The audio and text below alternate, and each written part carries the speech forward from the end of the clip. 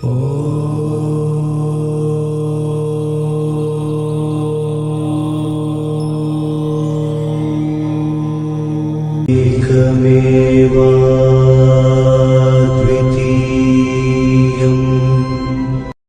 to Takshashila Gurukul channel. If you haven't subscribed to our channel yet, please subscribe immediately, press the bell button and write your comments and feedback. Share with your friends as much as possible. We provide online Kundalini Raja Yoga initiation and Kundali activation in 6 months. 8 Hinduism's Upasana ideas. Upasana means sitting close. Near whom? The meaning of this is near one's desired deity. Upasana is the process by which a living being seeks the Supreme Being through the teachings of the Guru and the scriptures, along with the practices of worship, chanting, meditation, etc. Upasana has been practiced since the time of the Vedas. During the time of the Vedas, Vedic rituals such as sacrifices were performed. There are 3 types of Vedic rituals: Kamya karmas, Nitya karmas, and Nimitika karmas. The rituals that are done intentionally for the attainment of a certain result are Kamya karmas, and all the rituals such as sacrifices belong to these Kamya karmas. Sandhyavandana, Adhav Sandhyopasana and Agnihotra are Nitya karma, Shraddha Sanskara Kriyas are all Nimitika karmas, Yajna and Kamya karmas are now very rarely practiced. In their place, worship, prayer and chanting of mantras are in use. Sandhyavandana, which is a Nitya karma, is still used in life.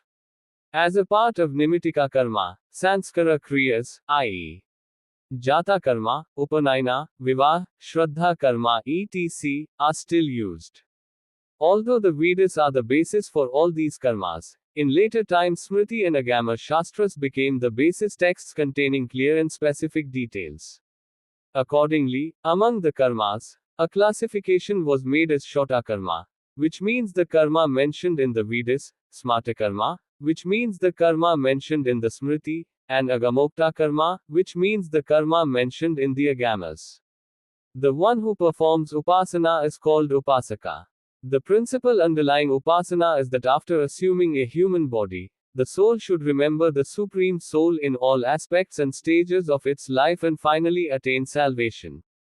Upasana not only brings about mental purity and mental strength, but also makes a person rich in divine qualities.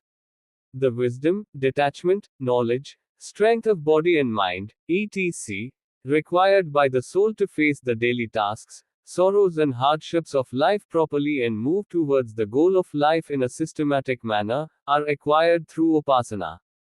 Worship provides constant encouragement for the stability of the mind of the worshipper, purity and dignity of feeling, and the development of the spiritual powers already present in the subtle soul. Worldly progress and spiritual elevation are the great fruits of worship. There are 2 types of worship, namely, Sagunopasana and Nirgunopasana. Believing that the Lord is Nirguna and Nirformal, and performing meditations without the aid of any form, or qualities, such as Satchidananda or Parabrahma, is Nirguna Nirformal Upasana. It is said in the Gita, 8:12-5, that the worship of the unmanifested, Nirguna Nirformal Upasana is very beneficial for the bodiless. Accordingly, Nirguna Upasana are very few, while Saguna Upasana are in large numbers. Kshesho, Dhikataraste Shamakta Vyasekta Chetasam, Avyakta Hai Gatirdukham Dehavadhiravashit, Kshesho is greater for those whose minds are attached to the unmanifest. Because for those who are bodily bearing and have body consciousness, the path of the unmanifest is rare. Saguna Upasana, Saguna Sakara Upasana means believing that the all-pervading, infinite Supreme Being has a form, imagining a form that one likes, respecting and worshipping statues and symbols as symbols of his form with love. Saguna Upasana is worshipping the Lord daily through the humanistic relationships of father, son, sister, slave, believing that the Lord will help one to overcome one's sufferings and progress in life, and worshipping him through the chanting of his name, qualities, mantras, and worship. There are 8 important ideas generally involved in the worship of the deities. They are: 1. Listening to the glories of the incarnations of God, listening to the stories of the past, etc. 2. Singing the names of God. 3. Choosing the desired deity and worshipping the Lord through that. Worshipping the Lord's idols and statues daily with flowers, incense, lamps, offerings, etc., and performing the worship of the deities in the evening hours. 4. Studying, and reciting the sacred texts. 5. Chanting mantras and meditating on the desired form of the Lord. 6. Serving the saints, attending meetings, and making pilgrimages. 7. To live one's life with the feeling of service to the society, the country and the world, and to serve God in one's own way, with the feeling that everything is the work of God, and that everything is the service of God. 8. To live one's life with the feeling that God is everything, anyatha sharanam nasti. There is no other path, God is the beginning, He is the middle, He is the end, with the mind of self-surrender, with the vision of God surrender, carrying out the tasks assigned to one in life. The 4 special ideas in Sagunopasana are Ishtadevata and Ishtamantra, idol worship and Sandhyopasana. Let us discuss these in some detail. Ishtadevata. Ishtadevata is a form of God that is pleasing to the worshipper. The secret of the principle of Ishtadevata is that God is both beyond the imagination of the worshipper and limited to his imagination.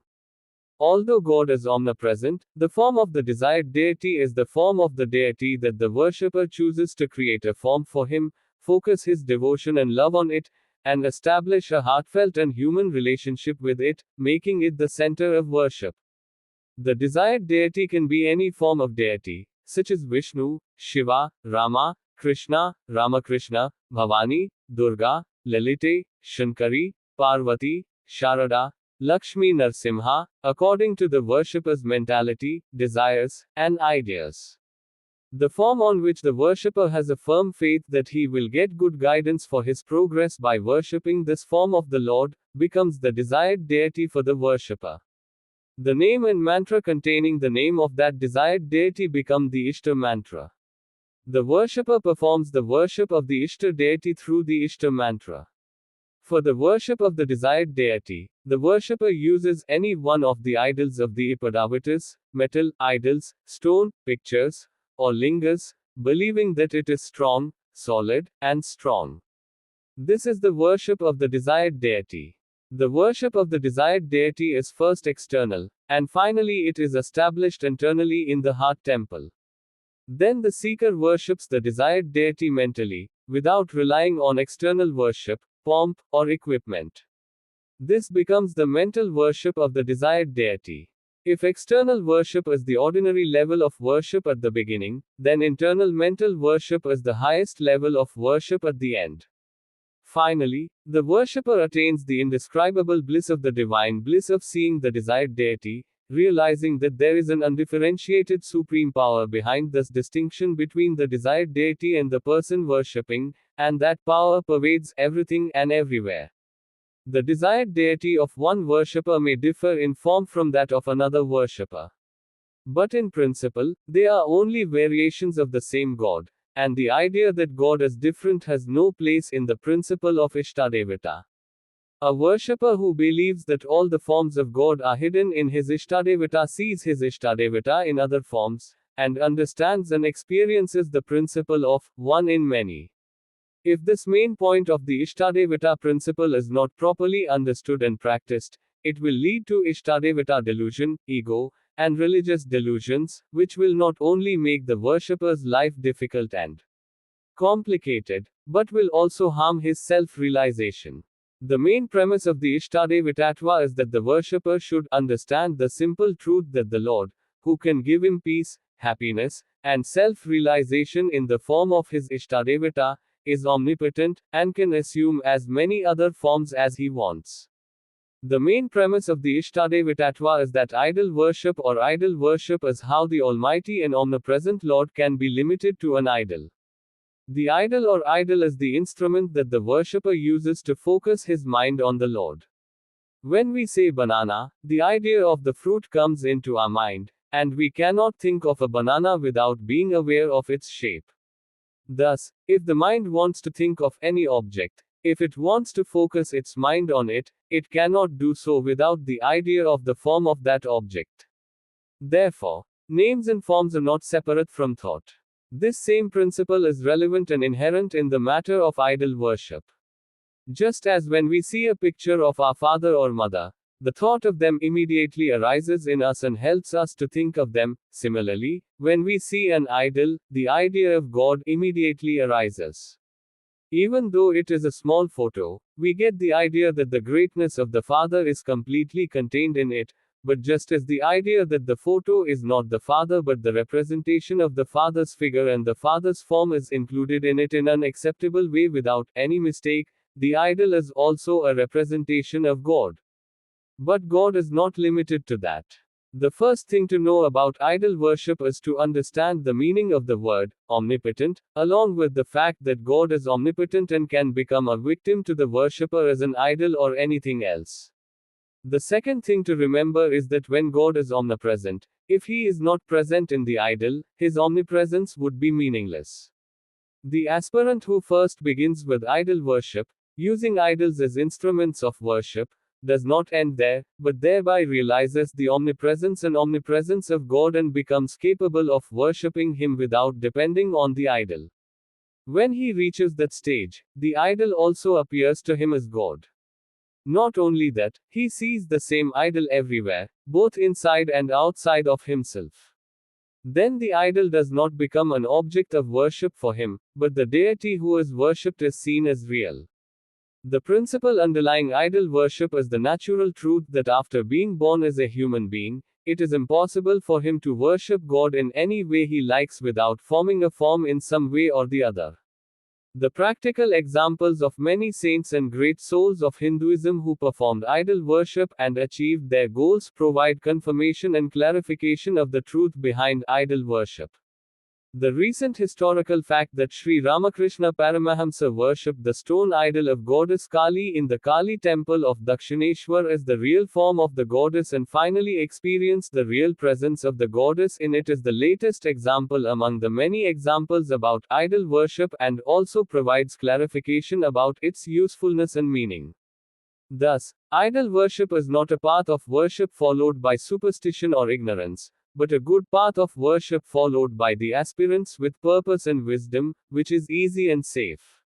The time of sunrise, the time of midday when the sun reaches the middle of the sky, and the time of sunset, these are called Sandhyakala. Sandhi is the transition period from one period to another. The word Sandhya means the time of sunset, the act of sunset, and also means the deity of sunset, that is, the Supreme Being.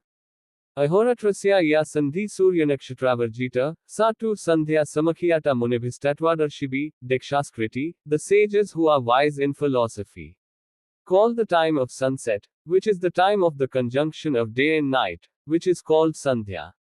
According to the above statement, it is clear that the word Sandhya is used in the sense of time.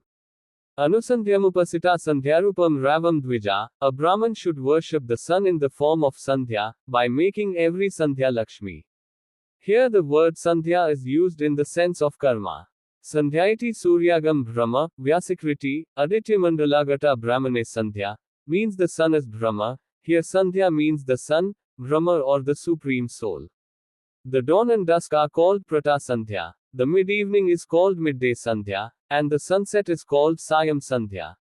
The midnight Sandhya is known to the ascetics who are yogis and sannyasis as Turiya Sandhya. But in most of the publications, only 3 institutions are in practice. Hinduism says that a human being should worship the Lord during these Sandhya times in his daily life. This worship during the Sandhya time is called Sandhyopasana. Since worship includes worship of the Lord, it is also called Sandhyavandan. As per the verse, Ya Sandhyamupasat Brahma Vartadupasat, Sandhyavandan means worship of Brahma. The sun is that Brahma, as is clear from the verse, Asavadityo Brahma. Overall, Sandhya means deity, Parabrahma, and active worship. All of these are understood together, but Sandhya means worship of Parabrahma. The goddess of the evening is Gayatri, and Gayatri is also understood as Savitri, the sun. This is why it is said in the Devi Bhagavata Purana, Ya Sandhya Seva Gayatri Satchidanandarupini, whoever is the evening, she is Gayatri. Gayatri means or number means the sun. Overall, Sandhya means the spirited universal soul, and the worship of that universal soul is the worship of Sandhya. Since the sun is the basis of these seasonal changes in nature, the sun is worshipped by the name Savitri and the name Gayatri. Since the Gayatri mantra is the most important mantra in the worship of the sun, since the Gayatri mantra is said to invoke the inspiration of the intellect in the meaning of the mantra, since the intellect removes the darkness of ignorance, and since the sun is the remover of darkness, the deity of the Gayatri mantra is addressed as the sun. Just as the sun is the remover of external darkness, the removal of internal darkness is achieved through the Gayatri mantra. From this principle, the sun is called Gayatri and Savitri, and Sambhopasana means the worship of the goddess of the sunset. In accordance with the way God is addressed as Devi, Gayatri is worshipped as Devi and Sandhya is Sandhya Devi, and the names Gayatri Devi and Sandhya Devi have come into use. The truth hidden in the principle of worship is that God is transcendent, formless, and appears to the worshipper as he feels and imagines. During the evening, a special sacred energy is generated and spread in nature. That natural change during the evening is conducive to introspection and meditation for spiritual seekers. Our body is a small but perfect representation of the entire universe, and since it is a pindanda, there is a close relationship between nature and our body. The Aryan sages have found, based on their experience of examining the means, that when there is a great change in nature, a special mental stability and power that creates holiness is generated internally in our body. Accordingly, if a person prays to God and worships Him during this evening, it is possible to achieve mental purity and peace of mind. Not only that, the Vedic sages found that by doing this, one can gain physical, mental, and spiritual strength and make one's life easy and secure. Accordingly, the Aryan sages have directed through the Smriti Shastras to perform Sandhyopasana during the Trisandhyas. If we examine ourselves properly during the Trisandhyas, we will experience that our breathing is going through both nostrils in a systematic manner, there is a soundness of the image, and there is a state where we can easily concentrate the mind. Similarly, we will become aware of the stillness of the trees in nature, and the peaceful atmosphere. Since peace of mind and stability of mind are very essential for worship, the evening hours are very helpful for this. Hinduism makes it clear that it is necessary and best to perform Sandhyopasana during the evening hours. There are many differences in the details of the mantras and rituals of Sandhya worship, and the expression, Sandhya Sahasrapatha, is used due to the branch of the religion. There are thousands of Sandhyavanda texts on Sandhya. Although the purpose and use of wearing clothes are the same, just as people wear clothes of different colors and shapes, the basic principles and results of all these are the same. The main rituals of Sandhya worship can be divided into 1. Achamana, 2. Pranayama, 3. Marjana, 4. Aghavamrpana, 5. Atyapradana, 6. Gayatri Japa, 7. Suryupasthana, 8. Degupasthana, 9. Abhivedana, 1. Brahmamarpana. Achamana. Achamana is the act of taking a certain amount of pure water 3 times in a certain amount of time while chanting the name of the Lord. The essence of this is that the purification of the body is achieved. The mind becomes pure by remembering the Lord and chanting the name of the Lord. Purification of the mind and body are necessary for the worship of the Lord. Following this principle, the Achamana ritual is prescribed as the first step in the worship of the Lord. Pranayama. The restlessness of the mind is stopped by the ritual of the Lord. The control of the vital air helps in purifying the mind and purifying the heart. Pranayama helps in creating a favorable mood for the evening meditation of the deities that is to be done as a part of the worship of the Lord.